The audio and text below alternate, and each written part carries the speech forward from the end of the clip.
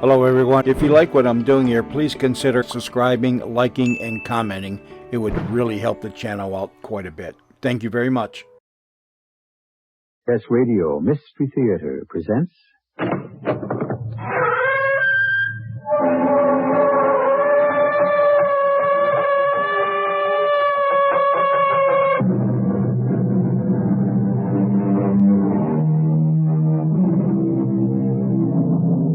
Come in. Welcome. I'm E.G. Marshall. Have you ever met them?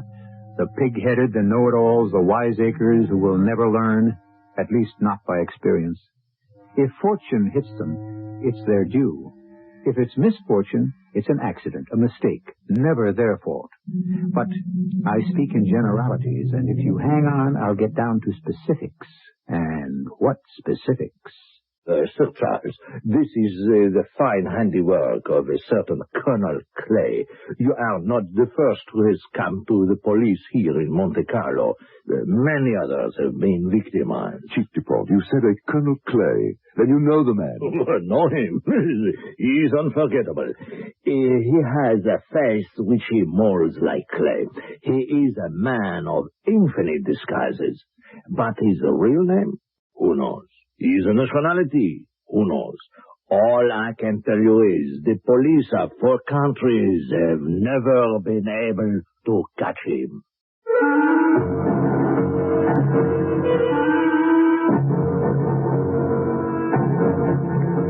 Our mystery drama, Diamond Cut Diamond, was adapted especially for the Mystery Theater by G. Frederick Lewis and stars Fred Gwynne and Norman Rose. I'll be back shortly with Act One.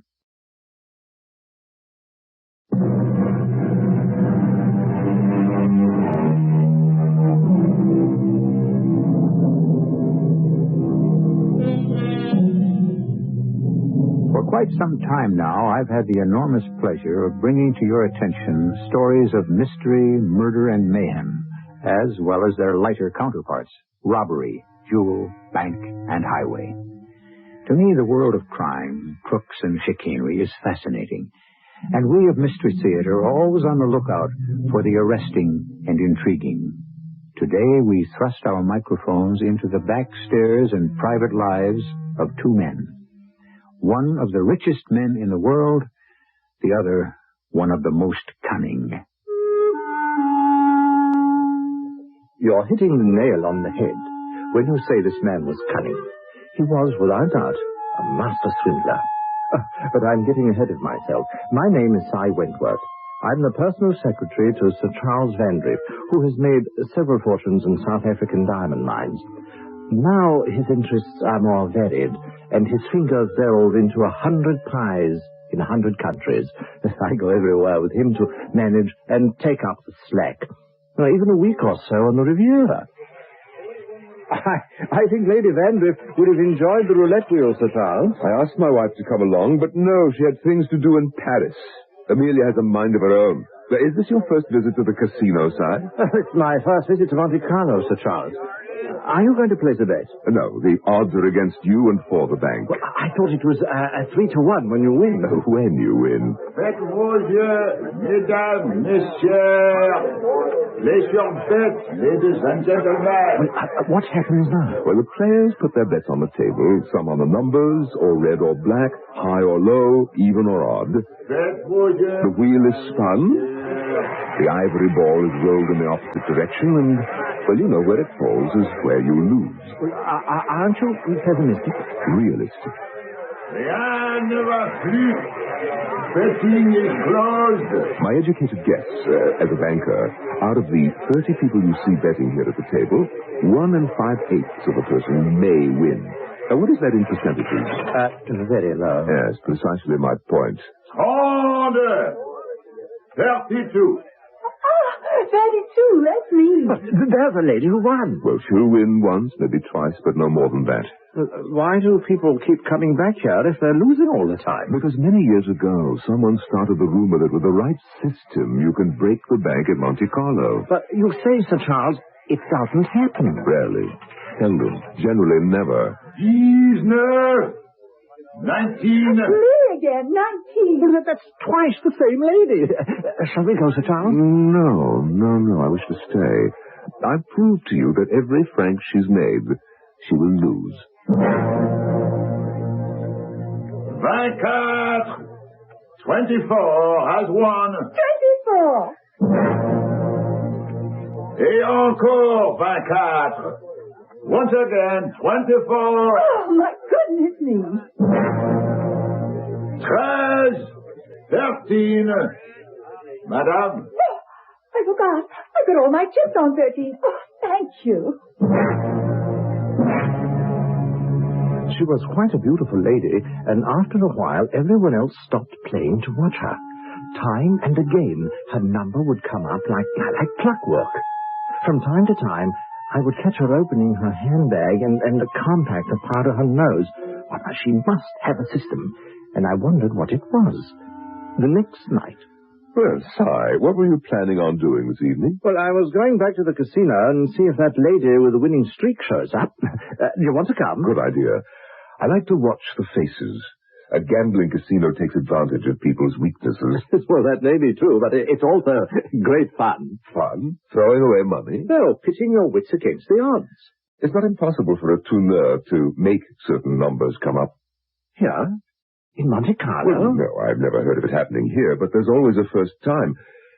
Seymour, I've made it an absolute, unshakable, unbreakable rule in life to watch the other man. And when you can't see what he's doing, get out of the game. Yes, but supposing it's the only game in town. Don't talk rot. Come along. Let's see how far your beautiful lady with the magic numbers will get tonight. Oh, it was really the darndest thing. She won close to 1 million francs that night, powdering her nose more often than I thought it needed it. But I was dumbfounded. Sir Charles was angry. She was disproving his financial experience, his logic. He insisted I ask her to join us at the table. Sir Charles, may I present Mrs. Picard? Sir Charles Landry. How good of you to come over. Mrs. Picard, it's unusual to see a lady alone at the gaming tables, especially one so attractive. I haven't been here since my husband passed away 4 years ago. Oh, I am sorry. I understand how you feel. I didn't see either of you gentlemen playing roulette. Or is Chemin de Fer your game? No, I'm inexperienced, and Sir Charles is a banker. I'm not a gambler by nature either, but then I have my guru. You have a guru? Well, what does that mean? Well, we call him that. I don't know if he actually is. Well, are you saying that... He gives me the numbers, and I play them. Oh, he does? Yes. I hide the numbers in my compact. Oh, come now, Mrs. Picard, please. Why is that so unbelievable? This man... What does he call himself? If you'll let me finish, his name is Maramichi. I told you my husband had been dead for 4 years. One day, here in Morocco, I was at the hotel pool, and Maramichi came and sat beside me, and he said, "Look there." And I saw the face of my husband in the water. Oh, how ghastly. It was. Because, you see, my husband had drowned. I could tell you many other stories. He is an extraordinary man. Yes, and I expect extraordinarily expensive. I have never paid him 1 penny, not a franc, not a sou. Really? You don't cut him in on your roulette winnings? I don't know why I'm sitting here, subjecting myself to so much hostility, Sir Charles. I'm going now. I would say it was nice meeting you, but it wasn't. Mrs. Picard, Mrs. Oh, Picard. let her go. Well, if you'll forgive my saying so, sir, you really were a little rude. Perhaps I was. Well, Si, did you talk with the lady? Yes, sir. I found her on the terrace after dinner. She accepted your apologies. I must say, Mrs. Picard's the most attractive young woman I've seen in ages. I was thinking, this guru of hers, this Michi Marshal... Maramichi. Well, whatever he calls himself, what terms do you think he would agree to for a private seance? You mean, how much will he charge? Yes, how much? Well, according to Mrs. Picard, he does not work for money. What he does is for the good of humanity. Oh, nonsense. The man must live. Now, look, find out where the chap is staying and get him to come to our hotel tomorrow night. Don't say who I am or where you're taking him. Bring him directly to my suite. I'll have Mrs. Picard there and a few others, whoever I can find. 9 o'clock. Esteemed sir, you have explained it very well to me. I understand and I accept the fact that the gentleman who would like to meet me tomorrow night prefers to remain anonymous. And yourself also. You are free then tomorrow, Maramichi? You will come? Oh, I do not sell my gifts, Sahib. I bestow them freely. If your friend, your anonymous friend, desires to behold the cosmic wonders that are wrought through my hands, I am happy to show them to him. You will come for me tomorrow, then? I shall be here at 8:30. Which hotel is he staying at, the gentleman? Well, he has asked me not to divulge that either. Oh, excellent. A careful man who wishes to avoid any possibility I might discover his identity just as well. I prefer to work with skeptics. It is more gratifying to convince a scoffer and a scorner than a trustful simpleton. And I rather think your Mr. X is far from that.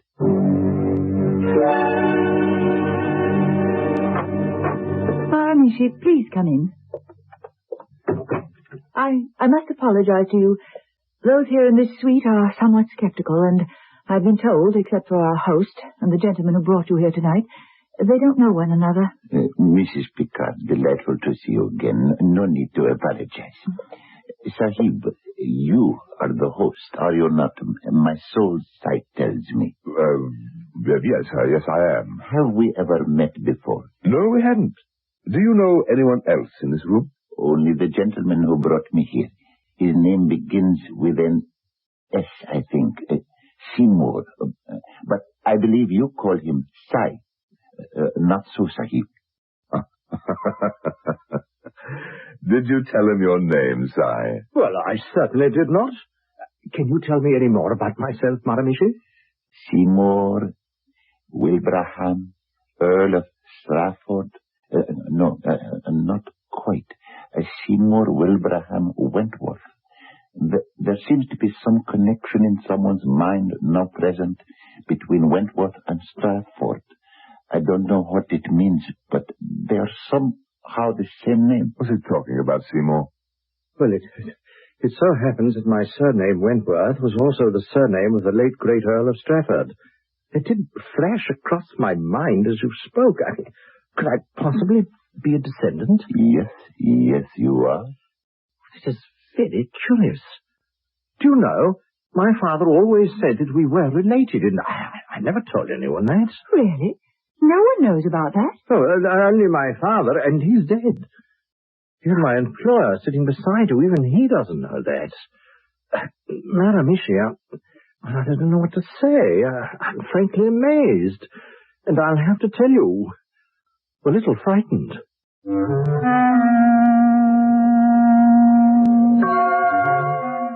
Act 1, which in this case means not only how far we have come in our mystery, but the first act performed by our mysterious guru to prove he is not a charlatan. On the other hand, mind reading, getting inside information are all part of a tricker's accomplishments. But perhaps Maramichi is not counterfeit. We shall have to restrain our impatience until I return with Act 2.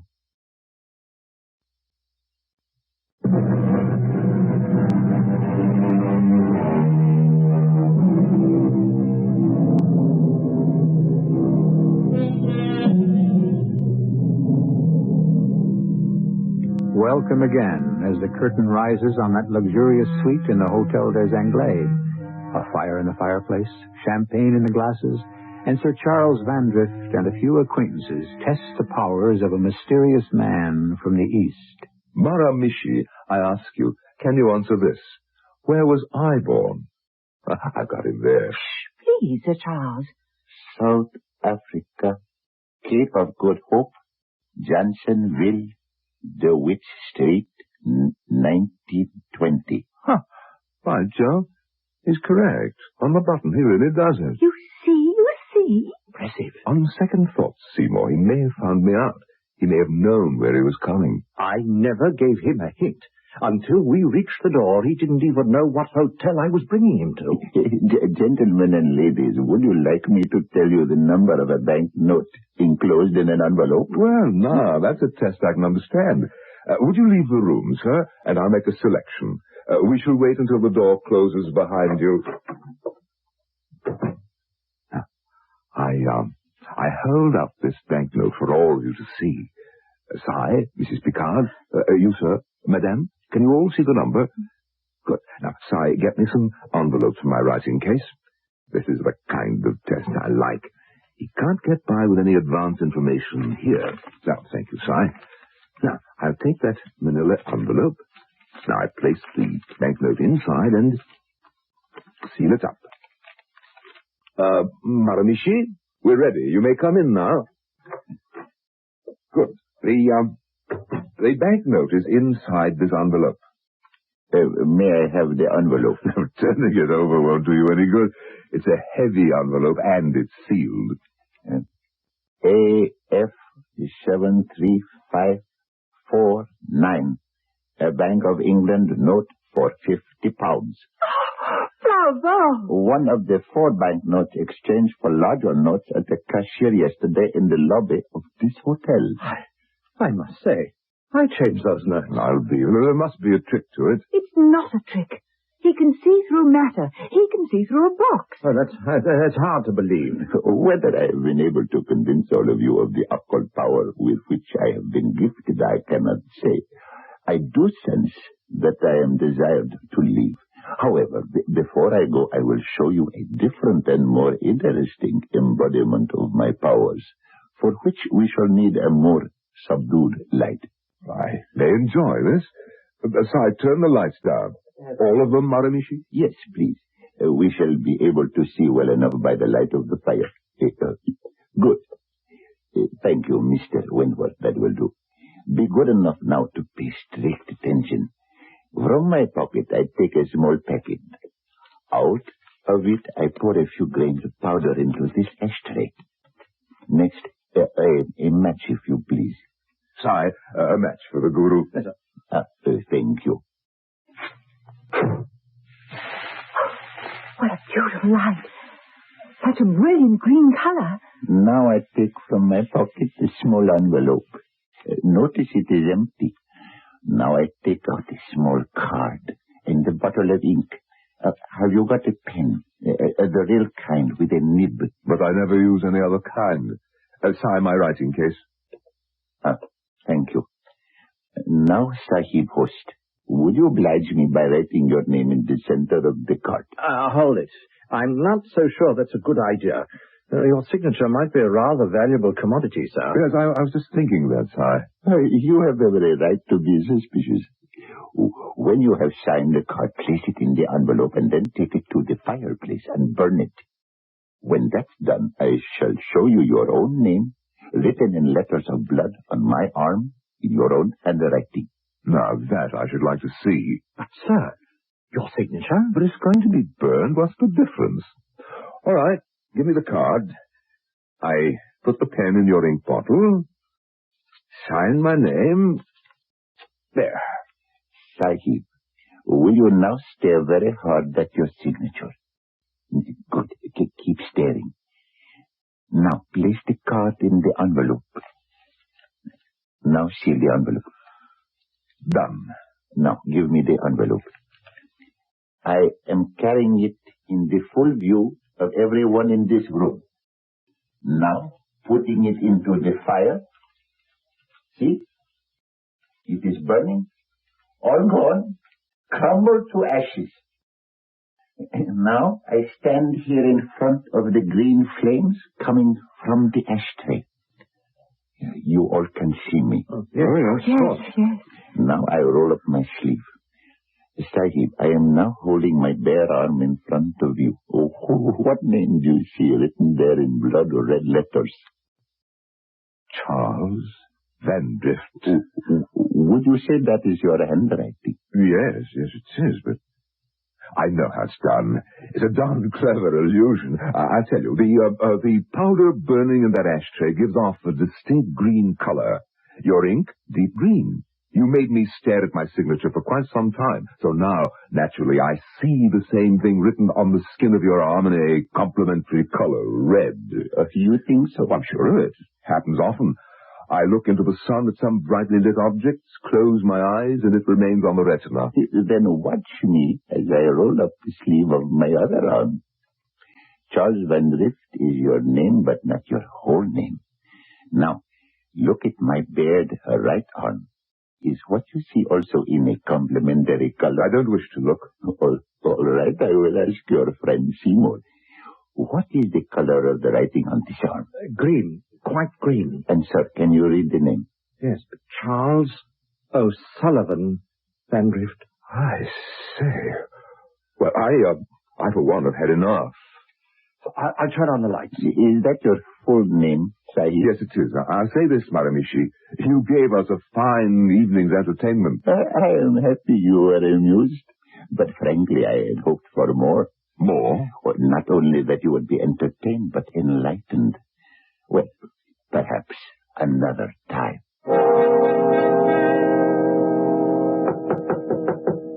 All dressed and ready, Si. Come in, dear boy. Well, it is a beautiful morning, Sir Charles. I've been up for hours, and I had a walk along the promenade. Just now in the lobby, said my goodbyes to Mrs. Picard. Goodbye. Where is she going? Well, she was a bit vague about that. Florence or Rome or somewhere. Where in Florence or Rome? Oh, I neglected to ask her. I'm sorry. Oh, well, just as well. If I formed any attachment for the lady, how could I ever hope to keep it a secret from Amelia? Our guru friend was quite a trickster. A lot more to it than sleight of hand, I think, sir. How could he have come up with your middle name, O'Sullivan?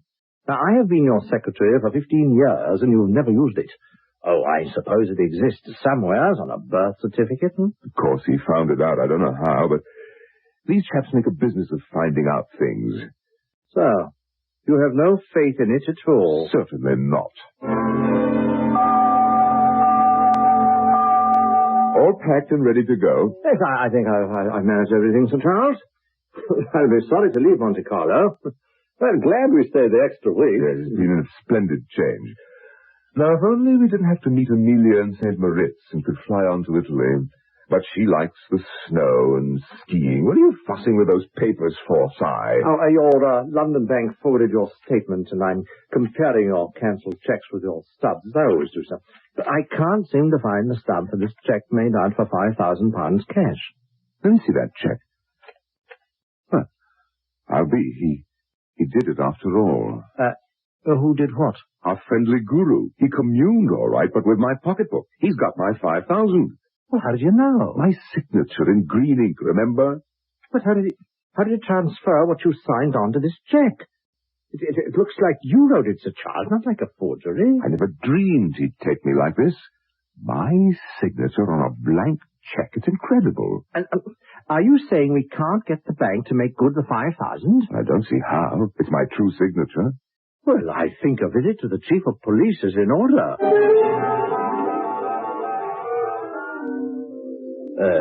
Sir Charles, in my opinion, Colonel Clay is struck again. You are not the first who has come to the police here in Monte Carlo. Chief Dupont, you said a Colonel Clay, then you know the man. Oh, certainly, he's unforgettable. We here call him Colonel Clay. The Paris Sûreté call him Monsieur Rubber Face because his face is like Indian rubber. It's so changeable. A man of infinite disguises. Now, sometimes he pretends he's an army man, a colonel. But his real name, who knows? His nationality, who knows? Yes, when we met him, he was a guru. A guru? Well, this is a new one. At least you didn't get an old performance. I have some pictures. Will you look? No, not at all. Not him in the slightest. I remember Sir Charles, a master of makeup, some patty, clay, the nose, the chin, a wig, voila, all different. But not the eyes. Our man had very large pupils, shining, you know. These photographs show a man with small eyes. A drop of belladonna and the eyes expand. 5 grams of opium and you have the reverse, a narrow, ignorant expression. Sir Charles, I shall devote the resources of this office to finding out what we can. I suggest you return in 3 days. Welcome. Come in, Sir Charles. I see you have brought a lady with you. Yes, my wife, Lady Vandrift. She was to meet me in St. Moritz last week, but this is more pressing. Santé, madame. I can't think how this guru creature could have deceived Charles. I'm glad to say I have discovered everything. Our light-fingered friend came to Nice this winter for the express purpose of robbing you, Sir Charles. But it's impossible. I sent for him. Oh, Charles, you are so gullible. Well, the matter of the private seance. He had your name already painted on his arm before. The matter of the check, you signed not knowing it was a check. But how did he do that? I show you this card, almost flat. Inside is a blank check folded, and the window in the center is where you signed your name. You said it was dark. The only light from something green burning. Probably in the excitement, you did not notice. But he put it in an envelope and burned it. I saw that. Oh, nothing to palm off one envelope for another. I am afraid, Sir Charles, it is bye-bye, £5,000. £5,000? You never told me it was that much, Charles. Well, you can jolly well buy me those diamonds to match my necklace. Now, Amelia, I never said I wouldn't. Monsieur Dupont, thank you. At least you have identified the culprit. I expect we will be able to arrest him now. Sir Charles, you expect he wriggles out of our fingers. And even if we caught him, his disguises are so impeccable, who would identify him, huh? One more thing. The matter of the widow, Madame Picard. Madame, oh, yes. An accomplice, a sister or a wife. Dear, what a shame. Well, put it all behind you. It could have been much worse.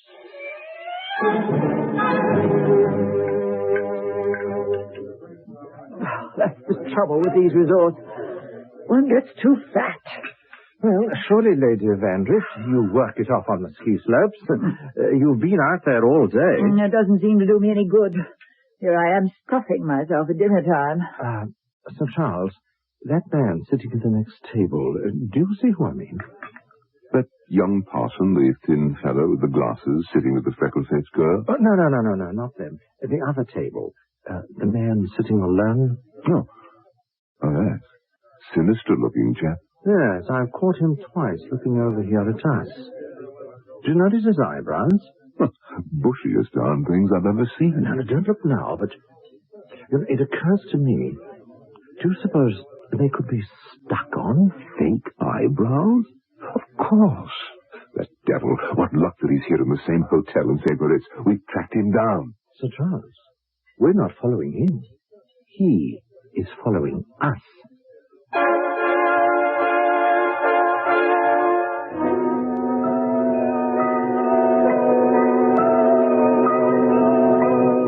From the Riviera to the Swiss Alps, could indeed the man with the bushy eyebrows have the nerve to try again?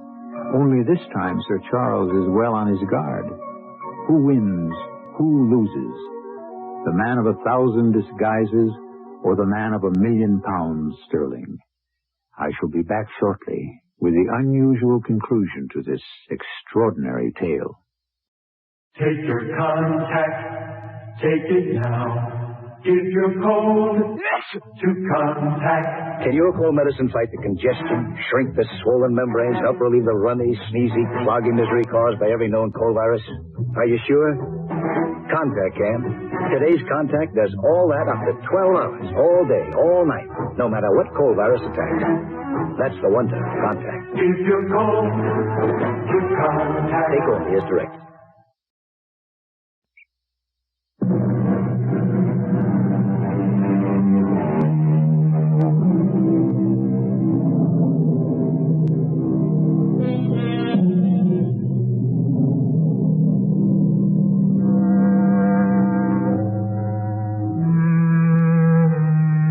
In some quarters, a man capable of the sleight of hand swindle is regarded as a true artist.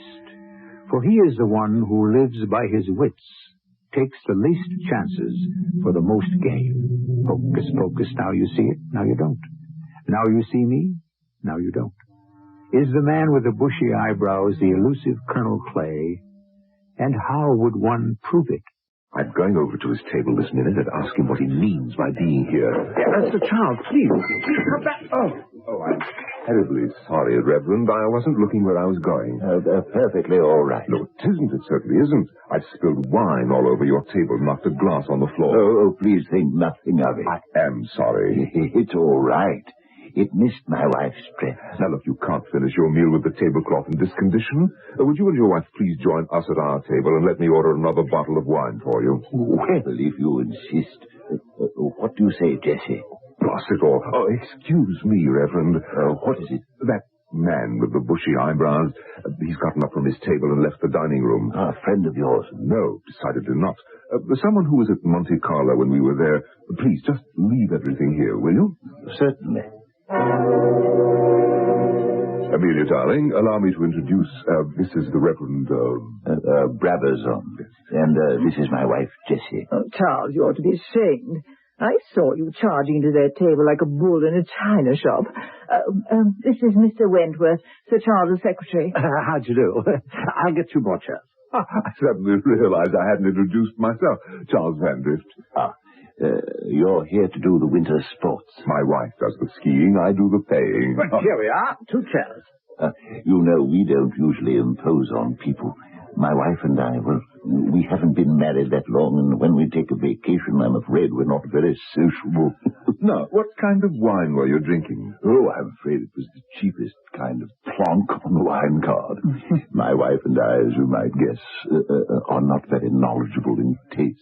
What is a country parson and his wife doing at the Grand Hotel in St. Moritz? Well, to be honest with you, I'm a little ashamed to be spending so much money, but my wife came into a bit of an inheritance, and since it was our first anniversary, and we've always wanted to go to Switzerland, well, here we are. Well, I think that's just too sweet. Have you ever skied, Reverend? Don't answer that.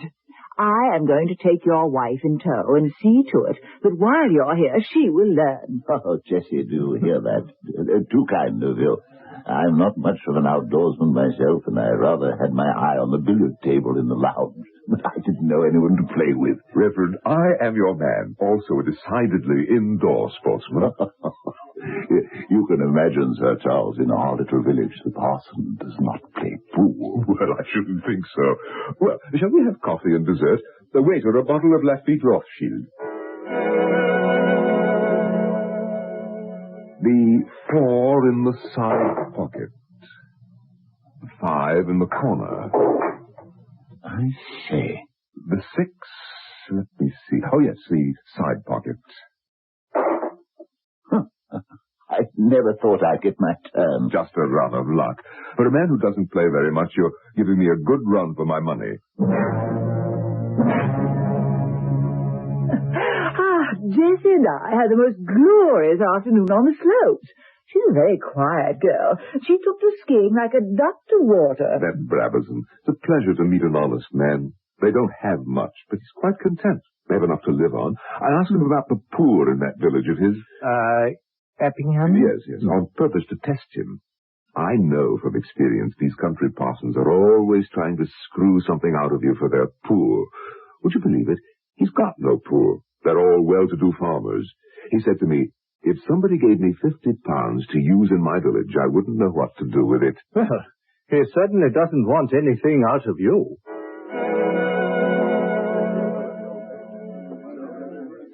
Reverend, you're the first down. I'm going to tell you, I simply adore your wife. Oh, well, she's having the time of her life skiing with you, Lady Vandrift. Here comes Charles. Good evening, Reverend. But where is she? Isn't your Jessie a little late for dinner? Jessie said she felt a bit indisposed and I was to come down without her. That's a coincidence. Si said he didn't feel too well either. He's not having dinner. Heavens! Those cufflinks of yours, Reverend, I never noticed you wearing them before. No, I certainly have. Every night I dress for dinner. What extraordinary fine diamonds they are. And so large. My goodness. No, they are good stones, very good stones, considering. But they're not diamonds, Lady Vandrift. They're the best old-fashioned Oriental paste. My great-grandfather brought them for a few rupees from an Indian cavalry officer who had looted them from the Sultan's palace. He also thought, like you, he'd got a good thing. But when he had them looked at by experts, they were only paste. They're worth, I'd say no more than 2 or 3 pounds. Really? May I have a look at them? Oh, of course, Sir Charles. I'm used to taking them off. They're always noticed. Admirable imitation. I'm not surprised they fooled the experts. Lady Vandrift has a necklace very similar in character. Same age, same design, same cut stones, but of course genuine diamonds. Since these are so much like them and would complete her set, I wouldn't mind giving you, say, £50 for the pair of them. £50? Oh, my goodness, £50 for 2 paste stones. Oh, I couldn't do that. They're absolutely worthless. But for me, you see, they have a sentimental value. Oh, well, should you change your mind, Reverend, you would be making Lady Vandrift very happy. Well, now, shall we order dinner? I couldn't get over it, Charles. Those diamonds in his cufflinks are identical.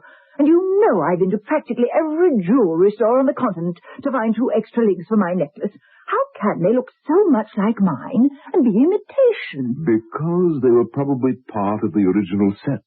Your necklace, my dear, also once belonged to the Sultan. You mean... That the Reverend's cufflinks are not paste. They are real. Oh, Charles. And he doesn't know it. They're worth not less than £20,000. But I shall bid them up gently. It's too bad there's only 1 billiard table. Well, I suppose we'll have to wait our turn. Yes.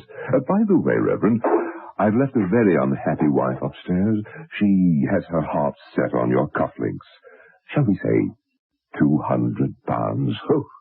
This is awkward. You see, I'm no money grubber. Surely you understand my mother's gift and family tradition are not for sale. Supposing I were to make it 500, what opportunities it would give you. You could build a new wing on your village schoolhouse. No, I couldn't. I hope they end their game soon. Really, Sir Charles, I couldn't part with them. Well, the money matters little to me. Amelia has her heart set on them. Isn't it every man's duty to please his wife? I offer you £1,000. Oh, my goodness. Well, look, let me talk it over with Jessie. 1,000. Gracious.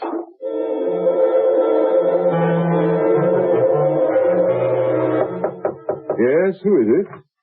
Well, good morning, Sir Charles. Time to go down to breakfast.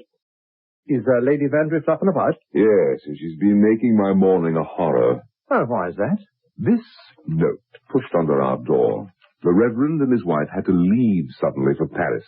His favorite sister suddenly taken ill. Oh, Seymour, have you heard? That stupid little country curate and his dowdy, clumsy little wife have left St. Moritz, and he's taken the cufflinks with him.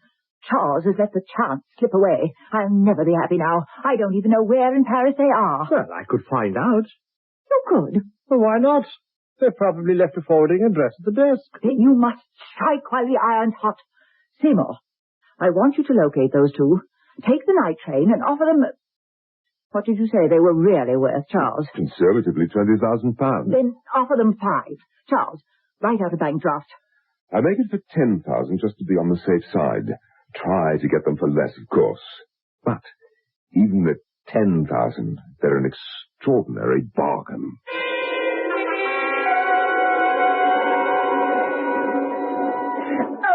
Di. It's me, Amelia. Ah, right. Well, it's good to be back in Switzerland. I haven't had a wink of sleep in 48 hours. I feel as if I've been traveling on trains forever. Well, did you get them? Did you get them? The diamond cufflinks? Of course I did. Oh, marvelous man. But are you sure they're real? Well, I'm not an expert, but Sir Charles says they are. I was talking to a woman in the hotel. She says it's a well-known trick. A swindler has two sets, and he makes you buy the false one by showing you the real one and pretending it's a special favor. I'm sure we've been cheated. How much did you pay for them? Fortunately, his sister was extremely ill. Had to have all kinds of expensive operations. That helped. How much? The full £10,000. 10,000. I shan't rest easy until Charles sees them. He'll kill me if they're really paste after all. Sigh, I know what I'm doing. They are real. Magnificent. Amelia's gone down to the hotel safe to fetch her necklace, and we'll see how well they match. She's happy now, isn't she? Oh, you've done a wonderful thing for her, Sir Charles. Do you know, it just occurred to me, where, oh, where is that poor little clergyman going to cash a cheque for £10,000? He wouldn't take the cheque. No? Exactly for that reason. So I went to your Paris bank, cashed it, and brought him the money. And I must say, the Reverend Brabazon is a trusting soul. Before I'd gone to the bank, he'd handed me the cufflinks. I had them in my pocket. But I could have walked out of his hotel and never come back. Well, there's nothing like an honest man, I always say. Charles! Yes? Charles, you know what's happened. Look in the jewel case. 2 of my own diamonds from the necklace are gone. He's stolen 2 diamonds from my necklace and sold them back to us. Oh, my Lord in heaven, the little curate was Colonel Clay. And Jessie, his freckle-faced little wife, she is Mrs. Picard. Ah, what a consummate rogue.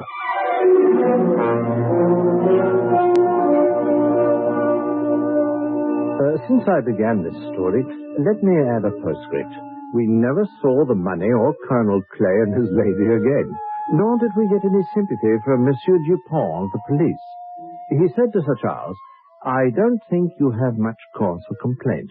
Your wife thought she'd bought paste at the price of diamonds. You and your secretary thought you'd bought diamonds from an unsuspecting person at half their value. Colonel Clay, he took you all in. It was diamond cut diamond."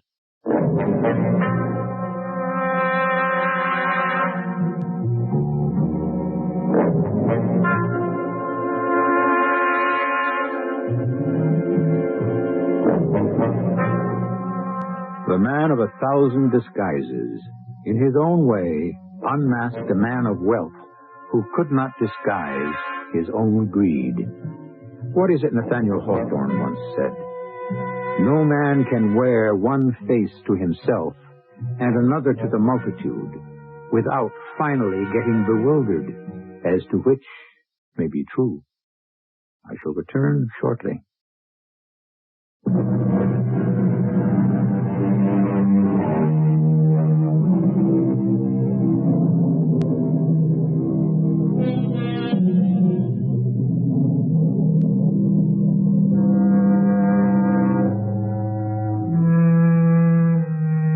What we really want to know is, did our millionaire learn a lesson? Don't try to cheat the cheaters. Don't try to con a con. To be quite honest, we doubt it. Men like Sir Charles go through life by their own rules. And if you ask me, I'd rather deal with a full-time crook than a part-time honest man. At least you know where you stand.